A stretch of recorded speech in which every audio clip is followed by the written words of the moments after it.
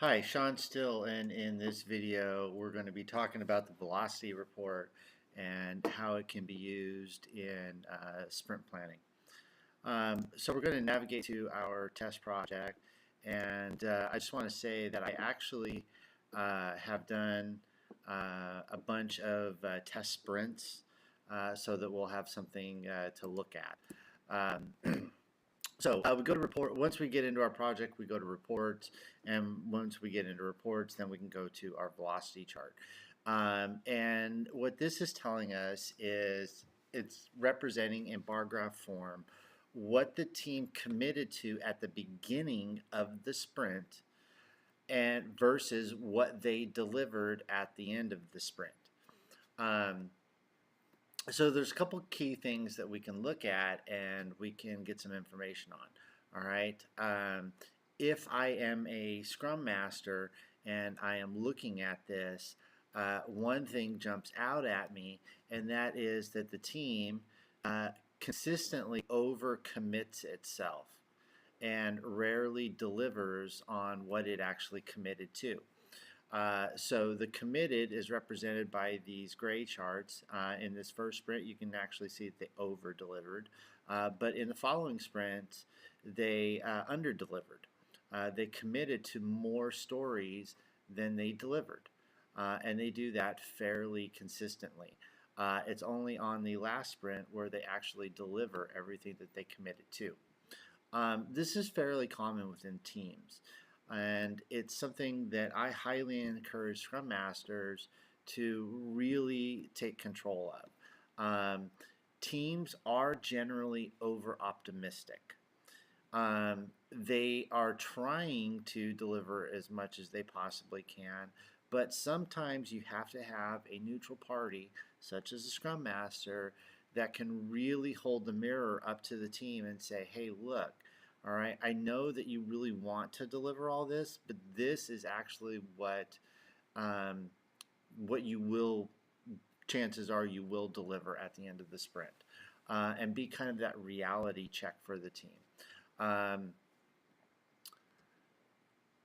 so that's one of the ways that we can use this velocity chart. Now, obviously, we can use what they delivered, the average of what they delivered, to help us plan for the next sprint. So if the team typically delivers around, say, 30 points, then that gives them a starting point to do their sprint planning and decide how many stories that they need to pull in. Also, I want to point out one thing, another thing that this is something that does happen occasionally.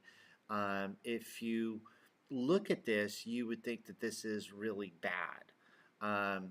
But to me, metrics are never good nor bad. They are just simply points for a conversation. All right, so in this case right here, if I'm looking at this, I'm saying, okay, I need to go have a conversation about what happened here. Maybe I'm a product owner, maybe I am a stakeholder, maybe I am a scrum master, or even a team member. Um, but this right here is a big clue that I need to go have a conversation. And maybe after having a conversation with the team as to why they really missed the mark, we find out that half the team was out with the flu for an extended period of time. That type of stuff happens. All right. So if you're taking this as a metric, a lot of people have the tendency to think, well, something, this is bad and I need to hold them accountable.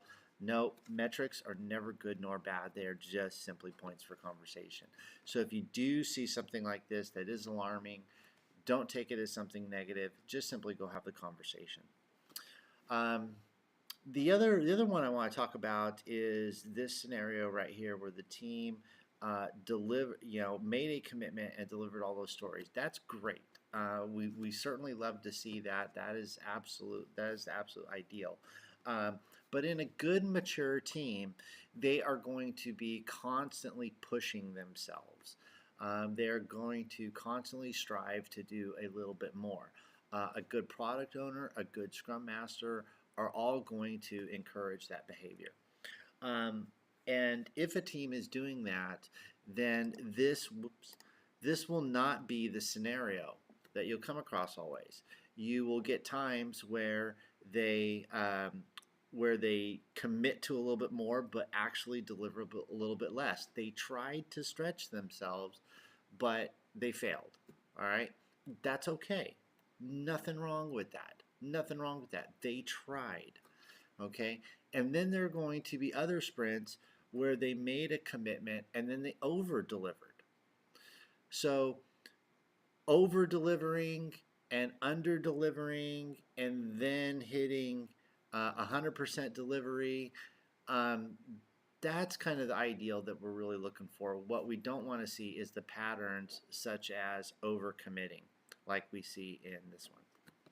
All right, so that's the velocity chart. That's some of the ways that it can be used to help tell a story about how the team is delivering and how you can use some of this information in sprint planning. All right, thank you very much. Look forward to talking to you again. Bye.